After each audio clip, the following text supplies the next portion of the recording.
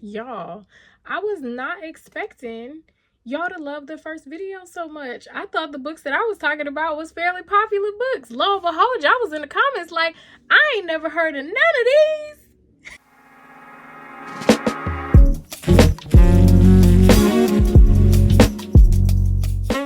Hi friends, welcome back to Shelby in the Book Club. I'm Shelby Monet, and in today's video, I have more black books that I don't really see anybody talking about. Y'all love the first one, so let's get into this. Before we get started, make sure you like, comment, subscribe, and remember that every book that I mention is linked down below, and the underneath bar is called the underneath bar because it is underneath the video. Okay? Let's get into it for real this time. Okay, first up we have Remembrance by Rita Woods. I read this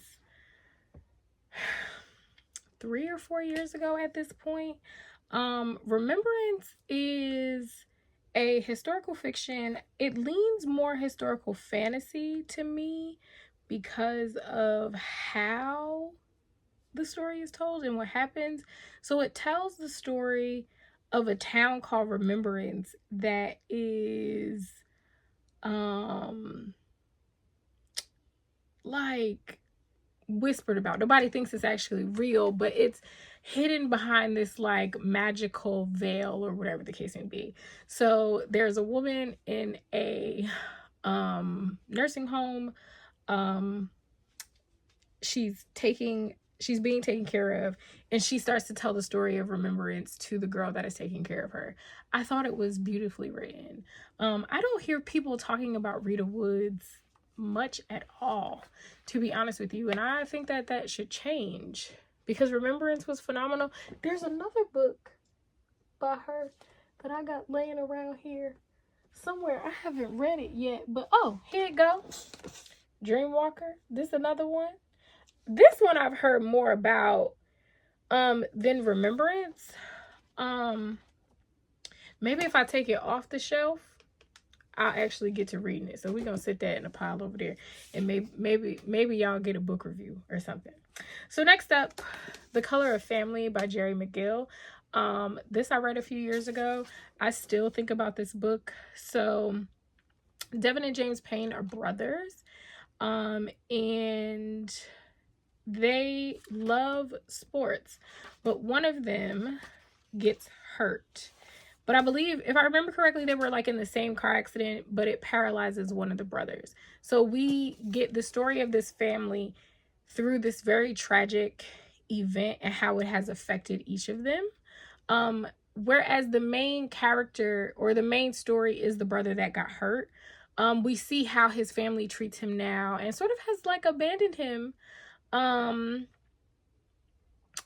through his disability, and we get into like all his business and the things that he got up to because they sent him away to a like home for paralyzed kids, teenagers, or whatever the case may be. So I don't think I've heard anybody mention this book like ever, and it was very good. It's very well written. I haven't heard anything else about this author either, so I'm gonna look him up because what else he got going on? Because this was very good. Very, very good. This was like one of my favorite books the year that I read it, if I remember correctly. Next, Night Wherever We Go. This is a historical fiction. This is another book that I absolutely love. It's also so weird opening my books and them not having annotations in it. There was once upon a time where I did not annotate at all.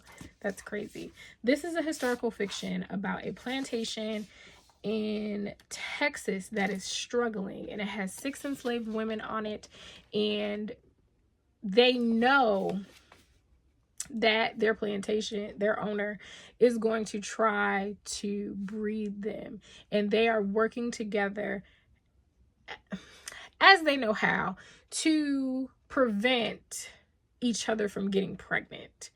And it's really like a deep dive into friendships, right? Or the relationships that we have amongst Black women, even by force, right? Because even if I don't like you, there is still an allegiance because we are both Black women, right? And I'm gonna protect home first. I ain't got to like you to do right by you. You feel me? So it was very interesting. It's another small book. Like, both of these books are small, and y'all know these small ones pack a punch. They always do. It's always the books that's like less than 300 pages that have so much to say and so much to do. Another one that I heard some talk about, but not enough.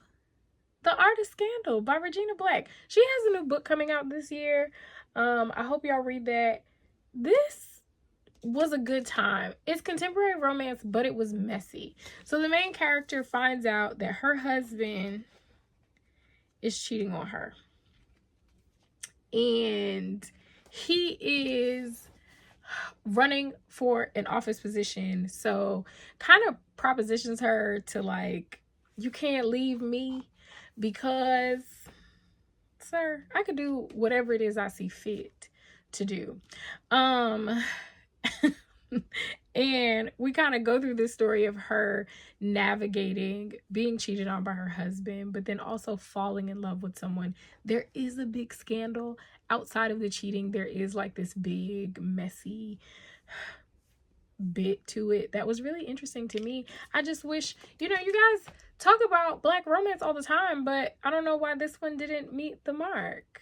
I don't know. This was a good one. I liked it. I don't know. And maybe I read it at a time where, like, I was still new to romance, so maybe I was easily swayed. I don't know. This was a book club pick. This was a show being a book club pick. Oh, look at I done tore up I need to get another copy. I gotta see if I can find a hard copy and get a paperback. This was one of my favorite. Keisha Bush is an amazing author. This was her debut. No Heaven for Good Boys. This tells the story of Ibrahima. I'm totally probably butchering that, but it is a modern day twist on Oliver Twist. Tongue tie there. And it tells this, he and his cousin get sent away to I'm trying to figure out how to describe this, but they get sent away in thinking that he was going to be like learning things or be like deepening his religion, when really we got the darker side of like organ traders and the things that are happening to these children that you see in foreign countries, kind of just like running around the streets asking for change and stuff like that. So he's 6 years old. Him and his cousin are trying to survive. Like, they're very, very young. The whole time his parents think that he's being taken care of, but once they find out otherwise, they have to do so much to try and get him back. This was a phenomenal story. I need to look up Keisha Bush. I need to see how she's doing. Phenomenal story though. And again, another book that I don't hear people talking about often. And you know what? I think what happens, especially with like literary fiction like this, is people get upset because, oh, it's so heavy. Y'all listen to true crime podcasts. What are you talking to me about? Be serious, okay? Let me know in the comments if you've read any of these books. If you have, which ones were your favorite? If you have not, which ones are you going to read? Leave me a heart eye emoji in the comments if you've made it this far. If no one told you today, I love you, you're kind, you are smart, you are important. If to no one else, to me. Bye, cousin.